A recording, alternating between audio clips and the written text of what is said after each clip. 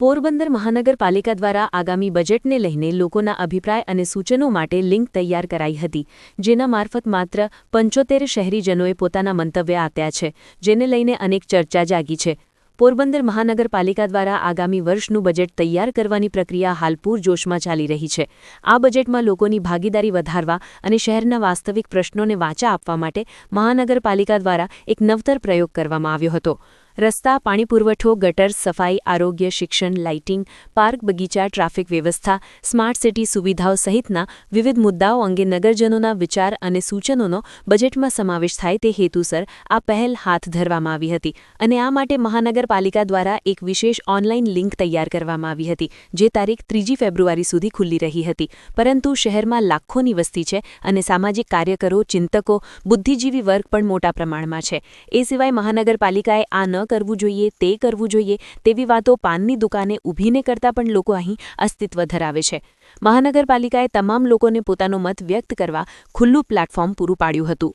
છતાં ચોંકાવનારી વાત એ છે કે માત્ર 75 શહેરીજનોએ જ બજેટ અંગે પોતાના મત વ્યક્ત કર્યા હતા, જેમાં મુખ્યત્વે હયાત બગીચાઓમાં વિવિધ સુવિધાઓ વિકસાવવી, શહેરમાં એક પણ સ્વિમિંગ પૂલ ન હોવાથી નવો સ્વિમિંગ પૂલ બનાવવો, ટાઉન હોલની સુવિધા ન હોવાથી તેનું પણ નિર્માણ કરવું, સારા રસ્તાઓનું નિર્માણ અને રસ્તાની આજુબાજુ ખાલી જગ્યામાં પેવર બ્લોક નાખવા, સિટી બસ સેવાના રૂટ લંબાવવા અને નવા સિટી બસ સ્ટેન્ડ બનાવવા, ફૂડ ઝોન બનાવવા ઉપરાંત પ્રવાસીઓ માટે શહેરના મહત્વના સ્થળોની હેરિટેજ વોક શરૂ કરવી તેવો મત વ્યક્ત કર્યો હતો.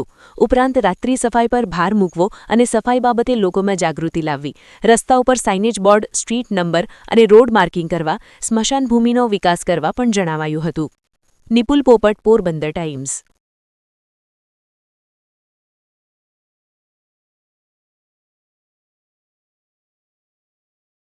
આપણે બજેટને લઈને પ્રતિભાવ મંગાવ્યા શહેરીજનો પાસેથી. કેટલા પ્રતિભાવ આવે, ક્યાં કયા પ્રકારના ખાસ? પોરબંદર મહાનગરપાલિકા દ્વારા હાલ બજેટ તૈયાર કરવાની કામગીરી થઈ રહી છે. એ અંતર્ગત બજેટ માટે લોકોના શું સૂચનો છે માટે અમે એક ગૂગલ લિંક બનાવેલી હતી અને લોકોના એમાં સૂચનો માગવામાં આવેલા હતા. અંદાજે 75થી વધુ પ્રતિભાવો મળ્યા છે. એમાં મોટાભાગે જે છે ગાર્ડનની સુવિધાઓ વિકસાવવી, સ્વિમિંગ પુલ બનાવવા, પછી રસ્તા સારા બનાવવા, પછી સિટી બસ સ્ટેન્ડ બનાવવું તેવી પણ રજૂઆત મળેલી છે. બસ સેવા જે છે એને વધારે લોકેશનમાં લંબાવવી એ પણ રજૂઆતો કરવામાં આવેલી છે. શહેરમાં જે અત્યારે રસ્તાની આજુબાજુ જગ્યાઓ રહે છે એમાં પેવર બ્લોકથી ઢાંકી દેવા માટેની પણ લોકો દ્વારા સૂચનો કરવામાં આવેલા છે. ટાઉન હોલ બનાવવા માટે અને ફૂડ ઝોન બનાવવા માટે પણ સૂચનો મળેલા છે. એક સૂચન છે લોકોને સફાઈ બાબતે વધુ જાગૃત કરવા, જેથી લોકો દ્વારા જે ગંદકી થતી અટકે અને રાત્રિ સફાઈ પણ કરવામાં આવે તેવું પણ સૂચન મળેલા છે. હેરિટેજ વોક શરૂ કરવા માટેનું પણ સૂચન મળેલું છે. તેવી જ રીતે જે રસ્તા છે એમાં રોડ સાઇનેજીસ લગાવવામાં આવે, સ્ટ્રીટના નંબર આપવામાં આવે, તેમજ રોડ માર્કિંગ કરવામાં આવે તે બાબતે પણ રજૂઆતો મળેલી છે. જે સ્મશાન ભૂમિ જે છે એને ડેવલપ કરવા માટેની પણ રજૂઆતો મળેલી છે. આમ શહેરીજનો દ્વારા ખૂબ સારા આપણને સજેશન મળેલા છે.